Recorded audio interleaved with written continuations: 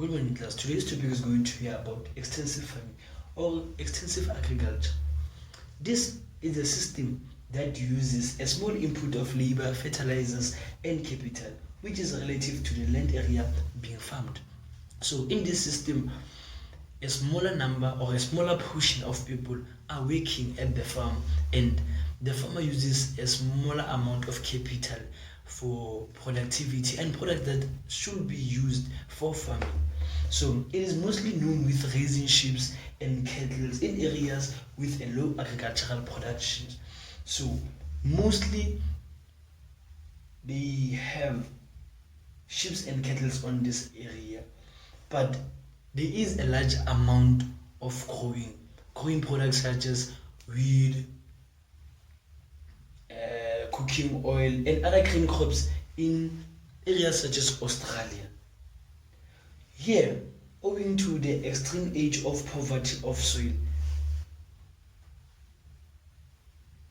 health per hectares are very low, very low. But the flat terrain and a very large farm size means yields per unit of labor are high. Nomadic health in an extreme example of extensive farming. Here, herders move their animals to feed from occasional sunlight. So this means that herders move the cows from where they have been stored outside to graze in the grasses. Okay. Excessive farming is found in the mid-latitude sections of most continents and mostly, as well as deserts. We all know that in deserts there is like a small amount of water for crops to grow.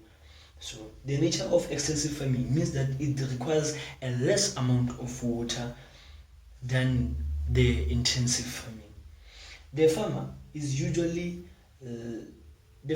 has a large farm in occupation with the number working of money spent on it. In the year 1957, most parts of the Western Australia had pastured so poor that only one sheep to be square miles could be supported. Or to the square mile could be supported. Like I think in 1987, like the Australian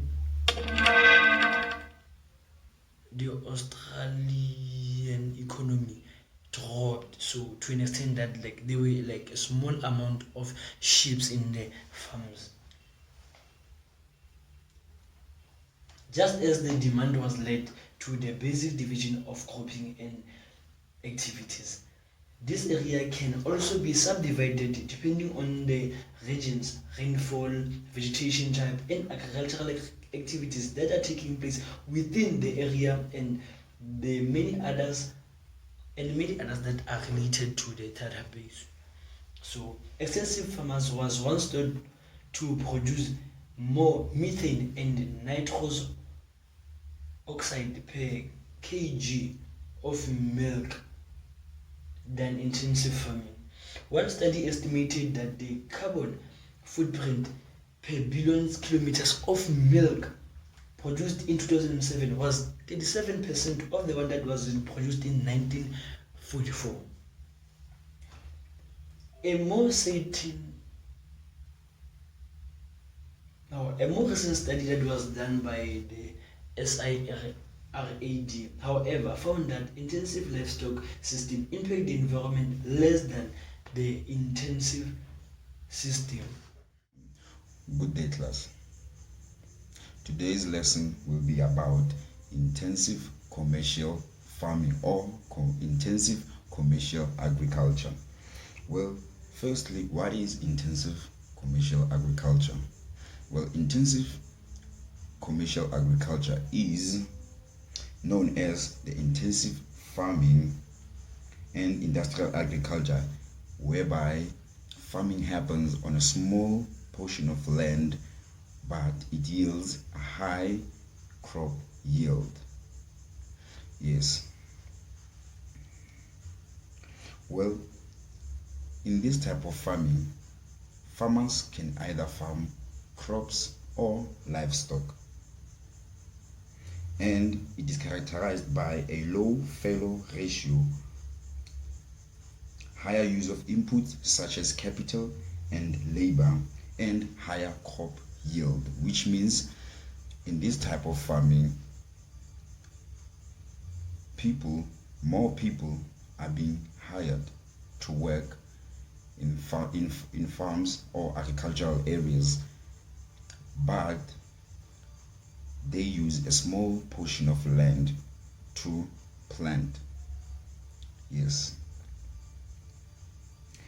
But the good thing about the intensive commercial farming is, as it uses a small portion of land, it also uses a high input to produce high crop yield, which results in high profits.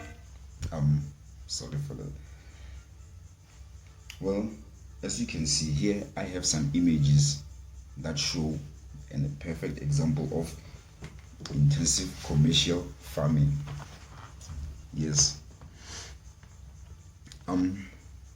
The images are not clear, but then as you can see, a small unit of land is being used to farm, but it is used by a lot of people, whereby they work and farm to produce a high yield of crops. Yes. And in intensive commercial farming, there are advantages and disadvantages of intensive commercial farming. Well, let's start with the advantages. As it uses a lot of input, a high input of labor and